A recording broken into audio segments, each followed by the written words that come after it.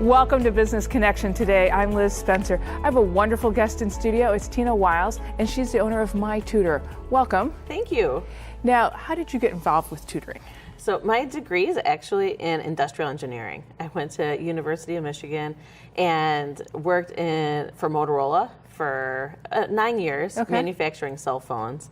And I have 4 kids. So when engineering just wasn't a good fit for me anymore, and when I left engineering, I kind of looked for what to do with my life, right? And right around that time, a friend asked me to tutor her son in college level math, and I did, and it opened up a whole new world to me of tutoring. I found it ignited my passion for working with students. I'd always thought about being a teacher, and I was one of those kids that would go to the teaching stores and buy the record books, right, to have my own pretend classes and stuff. So I'd always thought about teaching someday, and yeah, it just went downhill from there. Yeah, well, I bet you were a student in class. Everybody knew you were the smart one, so we would want you to help us. What's your favorite part about being a tutor? I absolutely love when a student talks about how they don't feel like they never do well on tests, or they're not confident, or they really struggle with a certain subject, and I can break it down into some easy steps for them, and you see that confidence and the pride they have in themselves when they text me what their ACT or SAT score was, right? Or I see them after they've taken a test in school and they just know that they nailed it, right? The confidence that comes with it. You know, sometimes it's just that individual attention to break it down that makes life so much easier. Now, you specialize in ACT and SATs. Correct. And what made you think about doing just the testing? So I did well on the test when I was in high school. And back when we went to school, it was just, hey, you know, wake up. You have the test Saturday morning. You might want to go to bed early Friday night, right? And I mean, a couple of people did a little bit of prep, but it wasn't anything nearly like it is now. So I had no idea, being an engineer and away from, you know, high school students for 10 years, that it becomes such a huge industry. And I just found, and I know it sounds insane, but I absolutely love taking these tests. And they're so predictable, and so and they're so intimidating. So I think it's like the combination of that and showing students that it really is, that you can get those goals. You can see huge achievements. That's amazing. So there are lots of tutoring programs out there. There's lots of ACT and SAT programs out there. What kind of separates you from the pack, or what makes you different? So my philosophy is that about 30 or like a third of the test is content. You have to know what a semicolon is, or you have to know how to find the area of a circle. A third of the test is strategy. So how are you going to approach the section? How are you going to approach the reading section? Or what do you do when you don't know what the answer is, right? How do you make educated guesses? But a third of it's mindset, right? And you can spend thousands and thousands of dollars on some of these programs, and you can know the content inside and out, and you can have strategies down pat. And for that matter, you could be scoring perfect or near perfect scores on every practice test you take.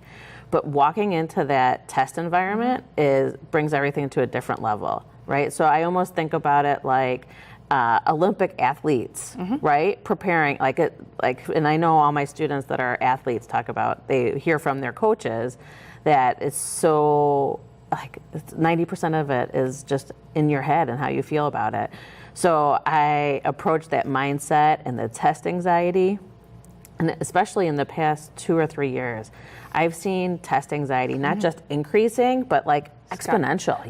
Because the numbers are so important now. Exactly. And I mean, the numbers are tied not only to the test scores are tied not only to admission, but also tied to huge scholarship money, right? And there's just so much pressure on these kids. And so approaching test anxiety, and some students know they have test anxiety, right? And other students have no idea. But talking about what they could do ahead of the test, and then actually strategies to use during the test, how to try to calm down and relax, right? It's almost like life skills. It is. Right? Yeah. Well, and that's an important part. I love that approach. How can people work with you? How do they contact you? How do they get involved with, is it one-on-one? Is it class? Tell me all about it. So I have a couple ways. So one way is I have private tutoring with me, and I have a coworker. So we have private tutoring and small group tutoring, so up to 7 students in my office on the south side of Naperville. I'm actually right next to Nequa. Okay. A good position there. And then I have online programs that I just launched. So I actually have students all the way from California to Dubai. Oh, wow. Yeah, international. Wow. And then I actually wrote a book as well. So how to slay the ACT, and I'm working on how to slay the SAT. So so I wanted to have something at a price point that someone that couldn't afford even a couple $100s for tutoring could still get the same exact information that I share with all my students. Kids take the ACT and SAT typically junior year? Yeah, so junior year is the typical time. The spring of junior year is when everyone in public school in the state of Illinois takes the SAT in April. So when should they start prepping with you? So I would say there's no wrong time to prep, right? I have students right now that are going to be seniors, or are seniors, I guess, starting within the next week or two here. But they're trying to get certain scores for their college admission. Say the ideal time is the summer before junior year, because during the summer, students just seem to have a lot less on their plates. And the tests are now offered, ACT and SAT are each offered 7 times a year. Oh, wow. It's insane. The only month that doesn't have an ACT or SAT is January now. Wow. Yeah. So, but if they're taking a test as they're entering junior year, so prep over the summer, planning on taking a test in the fall, whether it's the ACT or SAT. Then you're starting junior year, where I've had students like get the score that they want in September or October, and then they literally don't have to think about a standardized test the rest of the year. And then other students that take the test in the fall and don't get what they want, but now they have a game plan of when they're going to be taking the test over the year. They've had that experience, so maybe they need... Exactly. Yeah, sometimes you just have to... I always advise, to take it twice, because that first time you learn so much about that, Oh my gosh. that mindset. So thank you for stopping by, sharing what you do. You do a great thing. I wish you were around when I was in high school. I think I would have really slayed the ACT or the SAT, and I love that your terminology. You make everything fun. Thanks so much for what you do. Thank you so much for having me. We'll be right back with more Business Connections. Stay tuned.